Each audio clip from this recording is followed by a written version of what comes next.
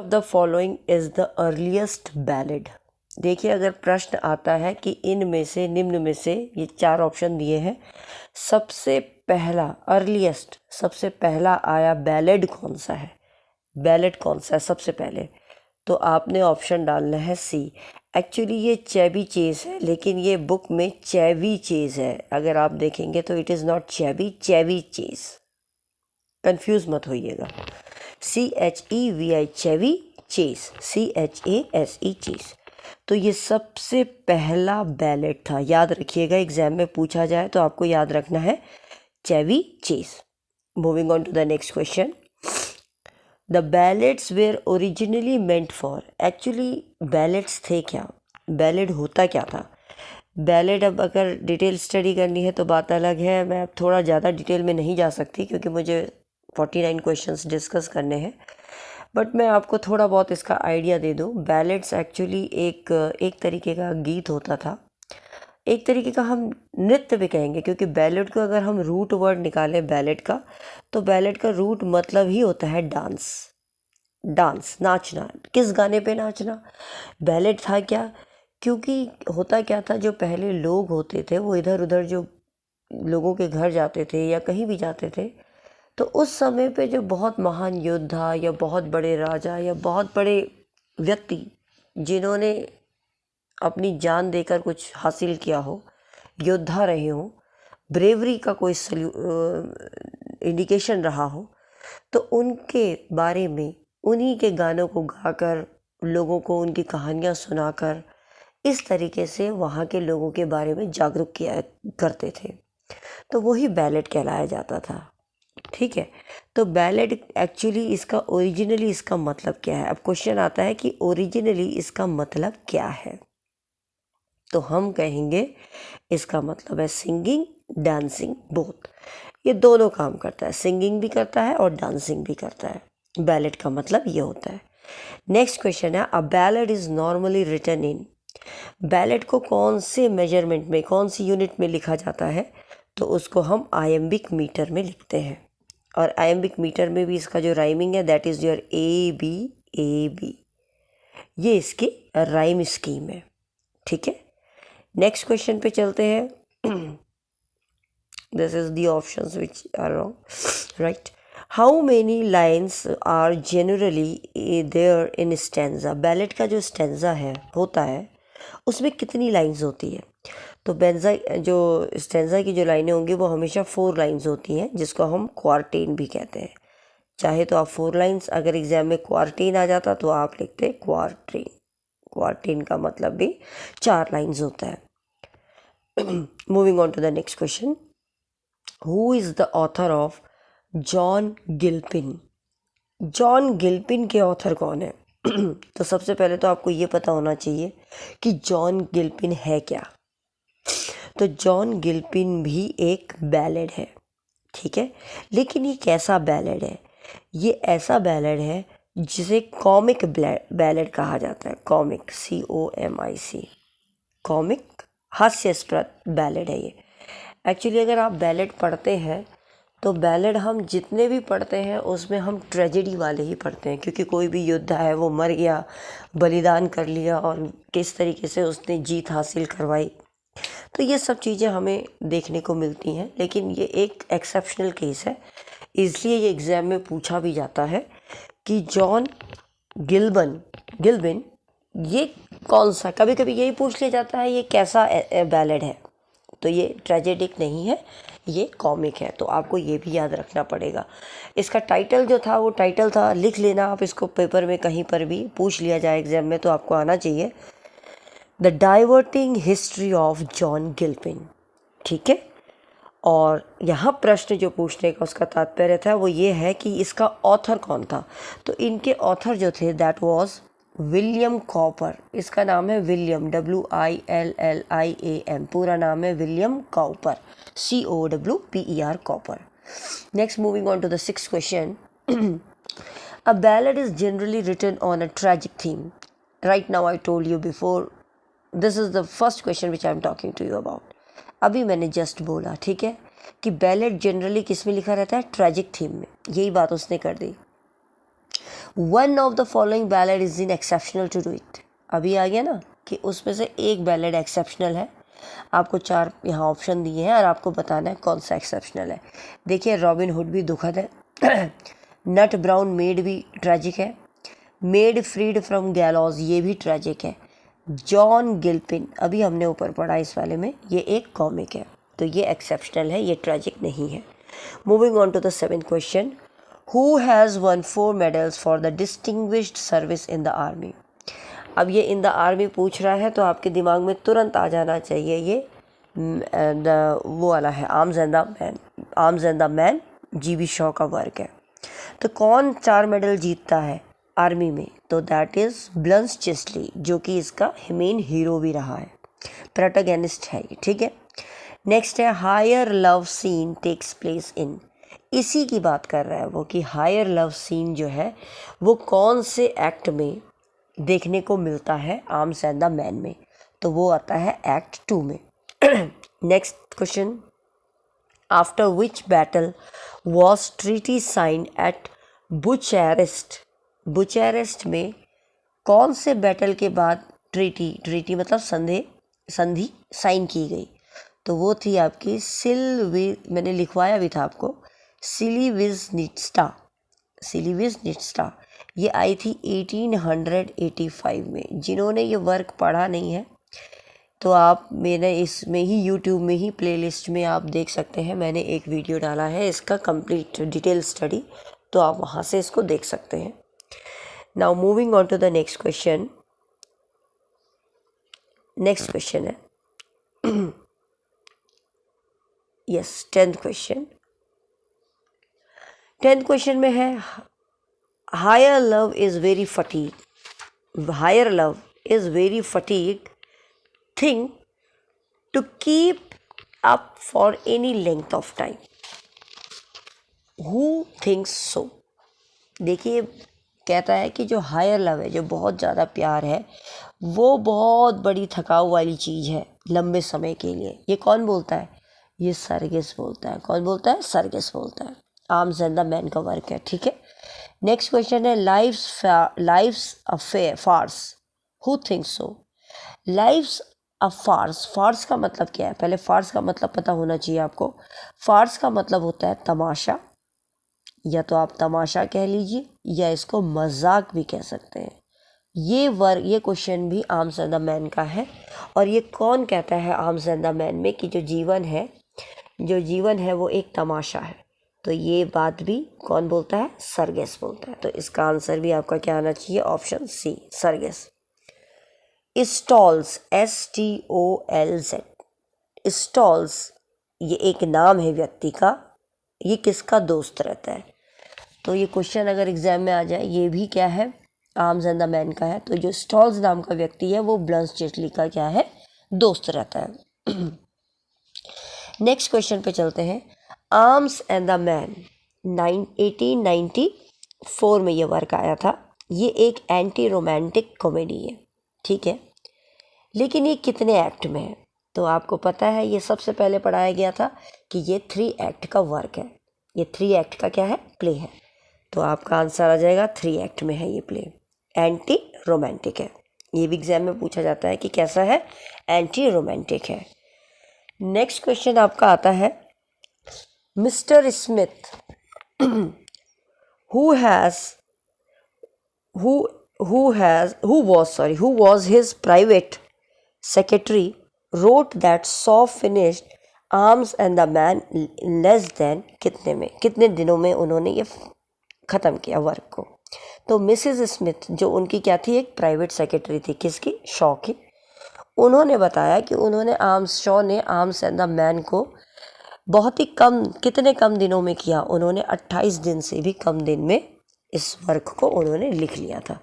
तो इसका आंसर है 28 दिन, ठीक है, 28 डेज। नेक्स्ट क्वेश्चन है, Bulgaria is a small town near.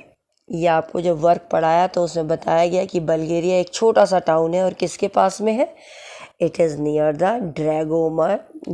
ड्रैगोमन पास के बगल में है। Option D is the right answer. 17th question पे चलते हैं। Act 2 begins on the 6th of March। मतलब वो कहता है कि कौन से ईयर में एक्ट 2 6th of March में होता है। देखिए, जब हम ये एक्ट पढ़ रहे थे तो हमने यही बोला था, ये एक्ट एक साथ नहीं हुआ था। युद्ध कभी भी हो एक ही दिन में नहीं ख़त्म हो जाता। कभी 2 महीने लगते हैं, 3 लगते हैं, 4 लगते हैं, 5 लगते हैं, साल लग जाता है। तो इसमें ब्रेकेज था, मतलब ईयर्स का ब्रेकेज था। कभी जल्दी बहुत टाइम बाद भी युद्ध हुआ, ऐसा नहीं कि एक ही साल में हो गया।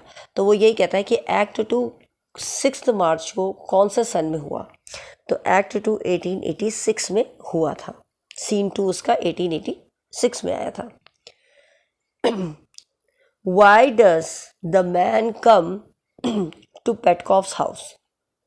अब यहाँ जिस मैन की बात की जा रही है तो आप समझ गए होंगे, यहाँ ब्लंस चेस्ली की बात की जा रही है। वो पेटकॉफ के घर में क्यों आता है? तो आपको पता ही है, वो कोट वापस करने के लिए आता है, टू रिटर्न द कोट। जो कौन देती है उसको? जो उसकी कैथरीन, रैना की मदर कैथरीन और रैना दे देते हैं कि तुम पहन के चले जाओ, अपने आप को बचा के ले जाओ। Act 3 begins in. यहाँ अब कह रहा है कि इस प्ले में एक्ट 3 कहाँ से शुरू हो रहा है? तो एक्ट 3 की शुरुआत होती है द लाइब्रेरी आफ्टर लंच। जो लाइब्रेरी है लंच के बाद, एक्चुअली लंच करते हैं, तो लंच के बाद, क्योंकि युद्ध की स्थिति है, तो लंच के बाद सर्गियस, पेटकॉफ और ब्लंस चेस्ली भी रहते हैं। तो ये लोग डिस्कस करते हैं। तो ये कहते हैं कि लाइब्रेरी से सबसे अच्छी जगह और कोई नहीं हो सकती है इस चीज़ को डिस्कस करने के लिए। तो ये वहाँ चले जाते हैं। नेक्स्ट क्वेश्चन है, मिस रैना पेटकॉफ कितने साल की है? वो 23 ईयर्स ओल्ड है। वो बोलती भी है एक जगह पे। और कैप्टन ब्लंस चेस्ली कितने साल के हैं? ये भी लिखवा रखा है आपको, 34 ईयर्स के ब्लंस चेस्ली रहता है। नेक्स्ट क्वेश्चन है आपका, who is the Swiss professional? Swiss professional soldier कौन रहता है? स्विस का प्रोफेशनल सोल्जर, अब ये भी आपको करा रखा है, तो वो आपका ब्लंस चेस्ली रहते हैं। याद आपको आ रहा होगा कि ब्लंस चेस्ली क्या रहता है? स्विस का प्रोफेशनल रहता है। नेक्स्ट क्वेश्चन पे चलते हैं, who is the servant girl of Petkoff family? Petkoff की फैमिली में जो लेडी, मतलब एक लड़की जो गर्ल मेड है, सर्वेंट है, वो कौन है? लौका है, LOUKA। अब वो कहता है हु फ्लर्ट्स विथ लौका? लौका के साथ धोखा कौन करता है, फ्लर्टरिंग कौन करता है? तो वो कौन करता है? सर्गियस करता है। ठीक है, वो उसके साथ टाइम पास ही करता है। नेक्स्ट क्वेश्चन है 25, plays pleasant were published in. ये वर्क भी GV शॉ का ही है। तो ये जो प्लेज प्लेजेंट है, ये कब पब्लिश हुआ था? 1898 में। नेक्स्ट है मैन प्रपोजस गॉड डिस्पोजस। कौन सा फिगर ऑफ स्पीच है? आज ही मैंने इससे पहली वाली वीडियो फिगर ऑफ स्पीच पे ही डाली है, तो बहुत से लोगों को थोड़ा क्लियर भी हुआ होगा। तो मैन प्रपोजस, भगवान तो बनाता है, और इंसान तो बनाता है और भगवान उसको नष्ट करता है। तो ये क्या है? बिल्कुल उल्टा, एंटीथेसिस। क्या है ये? एंटीथेसिस। नेक्स्ट है a man's nature runs either to herbs or weeds, therefore let him seasonably water the one and destroy the other। देखो, यहाँ भी यही कह रहा है कि इंसान का तो व्यक्तित्व होता है कि वो हर्ब्स मतलब कोई भी औषधियों को या वीड्स को क्या करे?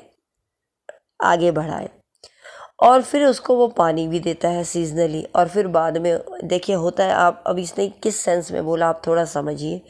जब हम कोई भी चीज़ बोते हैं, कोई भी प्लांटिंग करते हैं, तो जब हम जिस पौधे को बोते हैं, लगाते हैं, उसमें वीड्स आ जाती हैं। वीड्स का मतलब होता है अनवांटेड प्लांट्स। ठीक है, ये जो वीड्स बोल रहे हैं ना, वीड्स वो होती है घास वास जो फालतू की घास होती है, जिसको हटाया जाता है। ठीक है, तो हम उसमें भी पानी डालते रहते हैं। डालते हैं कि नहीं डालते हैं? बिल्कुल डालते हैं, और डालते तो हैं ही, और साथ में फिर बाद में हम उसी वीड को फिर फेंक भी देते हैं।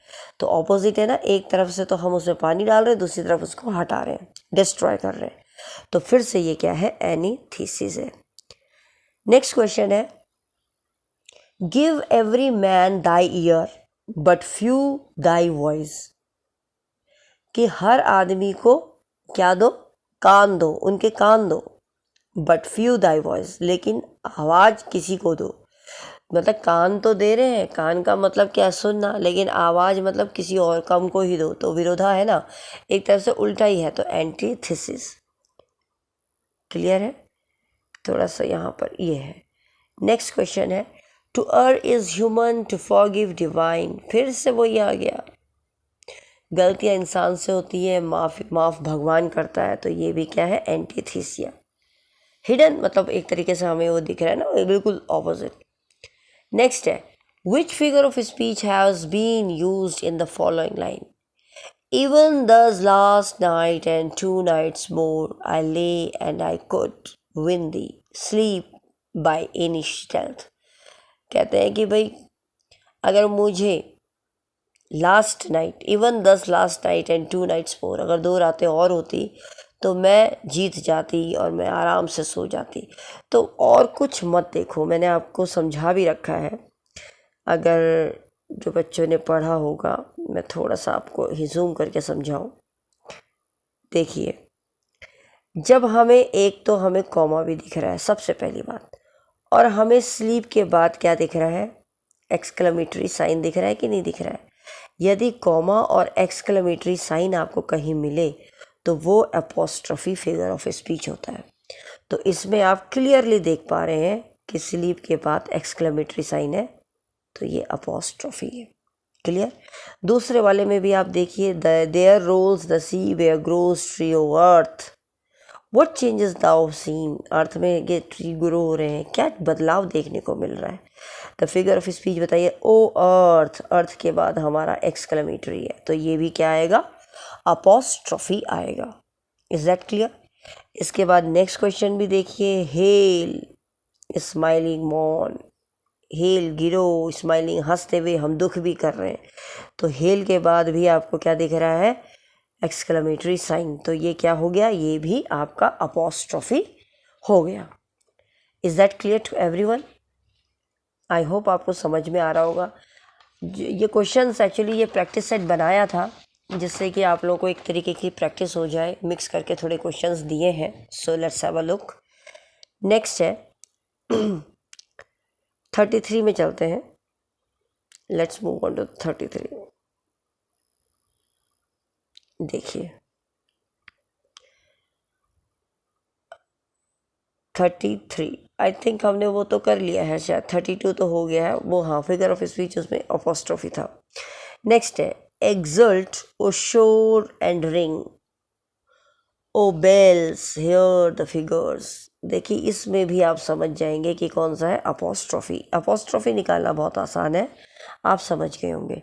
नेक्स्ट चलते हैं, dear come near and fear not, dear come near and fear not. भले आप लोग कहेंगे कि मैम हमने ये पढ़ा नहीं है, लेकिन ये एसोनेंस है। ये कौन सा है, एसोनेंस। देखो एसोनेंस उसे कहते हैं जहाँ पर वोवल, वोवल आप जानते हैं ना, जैसे उसकी आवाज़ आए, वोवल साउंड आए, अगर वोवल की जो साउंड है वो बार बार रिपीट हो रही है तो उस फिगर ऑफ स्पीच को हम एसोसेंस कहते हैं। अब देखिए कैसे, डियर ई का साउंड आ रहा है, कम अ का साउंड आ रहा है, ठीक है, नियर ई का साउंड आ रहा है, फियर ई का साउंड आ रहा है, तो ये सारे हमारे क्या है, वोवल साउंड है। तो ये रिपीट हो रहे हैं बार बार, ये आवाज़ें रिपीट हो रही हैं, ये भी साउंड के बेस पे है।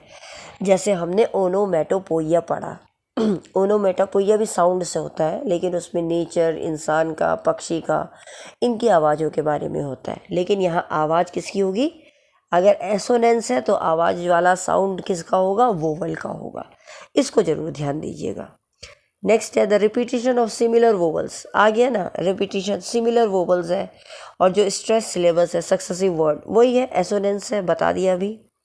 36 पे चलिए, in which figure vowel sounds is stress syllables. Again दोबारा वही क्वेश्चन आ गया, कौन से उसमें रिपीटिशन होता है वोवल साउंड का, तो दैट इज योर एसोसेंस। नेक्स्ट है the other name of anti climax. Anti climax भी आपका फिगर ऑफ स्पीच है जिसमें हिडन मीनिंग होती है, ठीक है। जैसे हमने बोला क्राउन, क्राउन का मतलब राजा, तो इसका दूसरा मतलब, दूसरा नाम कौन सा है, उसका दूसरा नाम है bathos. Bathos is the right answer. Next question पे चलते हैं 38। a sudden and ridiculous descent from the exalted to the commonplace and ordinary. ठीक है, especially when a writer is striving for a noble or pathetic achieves the ludicrous with the effect of the term. देखिए, कोई भी चीज़ जो ऊपर से चलती हुई आती है फिर धीरे धीरे धीरे धीरे वो क्या होती है, उसकी जो सेंस है, मतलब है, वो धीरे धीरे क्या हो, कम होता चला जाए और हास्यास्पद हो, मॉकिंग हो। जैसे मैंने आपको एक एग्जाम्पल लास्ट क्लास में कराया है और शायद हो सकता है मैंने फिगर ऑफ स्पीच अभी डाला है, तो उसमें भी वो उदाहरण ज़रूर आए होंगे कि व्हेन हस्बैंड डाइज, ठीक है, it seems like a lab dog takes the last breath, मतलब हस्बैंड का कंपैरिजन डॉग से कर दिया। तो कहीं ना कहीं ये क्या है, जो ऊपर का जो सेंस है वो नीचे आगे जाके गिर गया, हास्य, मॉकिंग हो गया, तो उसको हम कहते हैं दैट इज़ योर बैथॉस, जिसे हम एंटी क्लाइमेक्स भी कहते हैं। 39 में चलिए, it is a grammatical term which refers to the inversion of word order from one clause to another. एक क्लॉज से दूसरे क्लॉज में, मतलब इन्वर्जन है, उल्टा है, तो उसको हम चेसमस कहते हैं। जैसे उल्टा होता है ना, जैसे fair is foul, foul is fair, fair is foul, फिर हमने यही लिख लिया फाउल इज़ फेयर। ये पूरी लाइन सीधी थी, फिर यही जाती है आगे जाके, फिर ये उल्टी आती है, तो रिपीट लास्ट में होता है, तो उसको हम बोलते हैं चेसमस। अगर नहीं समझ में आया तो मैं एक बार और उदाहरण समझा दूँ। Fair is foul, FOUL, foul, fair is foul, फिर आगे आ जाएगा फाउल इज़ फेयर। तो आपको इसमें क्या दिखाई दिया, जो फाउल बाद में आ रहा था अब वो पहले आ गया और फेयर क्या आ गया, ये शब्द बिल्कुल ऑपोजिट चले गए, देख रहे हैं आप। तो foul is fair, fair is foul, उल्टा हो गया, इन्वर्जन हो गया शब्दों का, उसको हमने चेसमस कहा। ये कौन सा फिगर ऑफ स्पीच है, चेसमस। अब कुछ एग्जाम्पल, कुछ सिनोनिम्स भी दिए हैं, तो सिनोनिम्स को भी थोड़ा डिस्कस कर लेते हैं। पहला क्वेश्चन है, आपको एमनेस्टी एमनेस्टी का मतलब बताना है, सिनोनिम बताना है। तो सबसे पहले तो एमनेस्टी में जो इन्होंने ऑप्शन दिए हैं वहाँ थोड़ा सा गलत हो सकता है, क्योंकि विलेशियस और विकेट तो नहीं आएगा। विकेट तो चलो डाल भी दो, लेकिन विलेशियस सारे ऑपोजिट है, मतलब कुछ भी नहीं है इसमें, तो सिनोनिम बनेगा नहीं। एक जगह यहाँ पर पार्डन है, PARDON, पार्डन। अब देखिए क्या है एमनेस्टी। एमनेस्टी का मतलब क्या होता है, एमनेस्टी का मतलब होता है सरकार द्वारा दिया गया सरकार सपोज कोई गलत काम कर दे और सरकार फिर उसको क्षमा दे दे, माफ़ कर दे, क्षमादान दे दे, उसको कहते हैं एमनेस्टी। तो क्षमा करना, क्षमा का मतलब पार्डन, तो pardon is your right answer. C में पार्डन कर दीजिए, तो पी आपका क्या है, सी क्या है, राइट आंसर। क्वेश्चन नंबर 41 पे चलते हैं। एपेक्स, मुझे पता है एपेक्स तो सभी कर लेंगे। एपेक्स का मतलब होता है बिल्कुल ऊंचाई, पीक, हाइट, परम मतलब ऊंचा हो गया, बिल्कुल ऊपर। इसके बाद नेक्स्ट है फेलिसिटस। फेलिसिटस वर्ड है, फेलिसिटस का मतलब होता है परम सुखी, बहुत खुश, परम सुखी, बहुत ही सुखी व्यक्ति, बहुत ही सुखी। तो सुखी का मतलब यहाँ हैप्पी से है, ठीक है, हैप्पी से है। कन्वीनियंट आप जानते हैं, कन्वीनियंट है भाई मेरे लिए जो उपयोगी है समय। फर्वेंट का मतलब भी आप जान लीजिए, उत्सुक होता है। ब्रिटल का मतलब टूटना होता है, ठीक है। इनक्रेडिबल मीन्स, अब इनक्रेडिबल का मतलब क्या होता है, हम कहते हैं ना इनक्रेडिबल, इनक्रेडिबल इंडिया, अनबिलीवेबल, अविश्वसनीय। हम हिंदी में इसको क्या बोलते हैं, अविश्वसनीय, तो अनबिलीवेबल, ये आपका राइट ऑप्शन बनेगा। आई होप ये सभी को क्लियर हो रहे होंगे। कहीं पर ना आए समझ में तो आप लोग मुझे कमेंट सेक्शन में ज़रूर मेंशन करके बता सकते हैं। इसके बाद हम 44th क्वेश्चन को करेंगे, legitimate. Let's move on to the 44th question. Legitimate means, legitimate से तो आप सब समझ ही रहे होंगे। लेजिटिमेट, लेजिटेट है ना, कानून से आपका दिमाग काम कर रहा होगा, कानूनी, लॉफुल जिसे हम बोलते हैं। तो लॉफुल यहाँ पर आपको क्या लगता है, वैलिड का मतलब होता है भाई वैलिड, एक पर्याप्त समय है। करेक्ट का मतलब तो सही होता है, ठीक है। पॉजिटिव का मतलब तो होना होता है। राइटफुल, राइटफुल का मतलब क्या होता है? राइटफुल का मतलब होता है बिल्कुल सही, कानूनी रूप से सही, लॉफुल, तो इसीलिए इसका मतलब राइटफुल आएगा। एक नेक्स्ट वर्ड स्किलफुल। स्किलफुल सभी जानते हैं निपुण, तो निपुण वर्ड यहाँ पर जो है वो आपका एड्रॉइट है, क्योंकि एड्रॉइट का मतलब क्या होता है? निपुण। एड्रॉइट का मतलब होता है निपुण। निपुण का मतलब होता है जो बिल्कुल हर काम में परफेक्ट हो।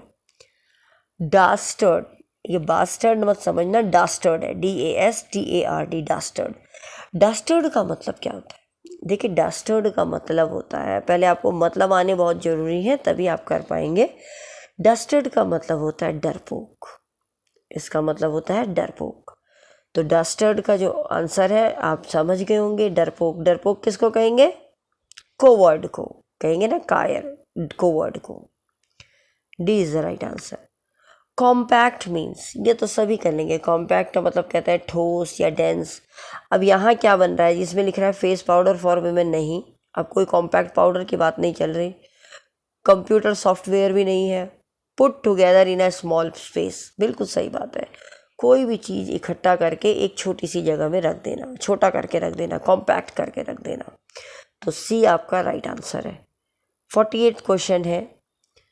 Choose the word that is closest to the meaning connive. Connive, ये कॉनाइव वर्ड है, CONNIVE, कॉनाइव। इसका मिलता जुलता मतलब पहले आपको पता होना चाहिए। कॉनाइव का मतलब क्या होता है? कॉनाइव का मतलब होता है अनजान या अनजान बनना। इसको आप हिंदी में लिख सकते हैं अनजान बनना। सपोज आप किसी को जानते हो, मार्केट में गए, आपने उसको देख के इग्नोर कर दिया, ठीक है, तो आप अनजान बन गए ना, आपको ऐसा लगा जैसे आपने उसको देखा ही नहीं, आपके किसी रिश्तेदार को, किसी को भी, ठीक है, तो वो कॉनाइन हो गया। कॉनाइव इसका मतलब होता है डिसरिगार्ड। जब हम किसी को जानते हैं और हम जानबूझ के देख कर भी हम इग्नोर मार दे तो वो एक तरीके का क्या है? अनादर है, डिसरिगार्ड है। डिसरिगार्ड का मतलब होता है अनादर। इसीलिए जब किसी को जानो तो ज़रूर उनसे बात करो। नेक्स्ट क्वेश्चन है 49th, ये लास्ट क्वेश्चन है। Choose the word that is closest to the meaning immunity. Immunity सब जानते हैं, इम्यूनिटी का मतलब होता है बचाव या मुक्ति भी कह सकते हैं, बचाव या मुक्ति। अगर आपको वो फ्रेज़ याद आ रहा हो, जब कोरोना काल चल रहा था तो उस समय सभी लोग लगे थे भाई इम्यूनिटी बढ़ाओ, इम्यूनिटी बढ़ाओ। इम्यूनिटी क्यों बढ़ाओ? जिससे कि जो वायरस अटैक कर रहा है उससे आप मुक्त हो जाओ, आज़ाद हो जाओ, वो आप पे अटैक ना कर सके, बचाव के लिए, ठीक है। तो यहाँ जो मिलता जुलता वर्ड है वो यही आएगा, बचाव, या आप कह सकते हो आज़ादी के लिए, मुक्ति के लिए, फ्रीडम। तो freedom is the right answer. I hope आप सभी लोगों को ये वीडियो पसंद आया होगा। आपको ये कुछ इंपॉर्टेंट क्वेश्चंस हैं जो एग्ज़ाम पॉइंट ऑफ व्यू से भी इम्पॉर्टेंट है। इसमें थोड़ा सा नटशेल में सभी चीज़ मिला के दी है। तो आपको ये वीडियो कैसी लगी इसको भी कमेंट कीजिए। आपकी तैयारियां कैसी चल रही हैं? I hope you all are doing so well. सभी लोग मेहनत कर रहे होंगे। And yes, you must now give your all, you have to work very hard in order to break through the exam.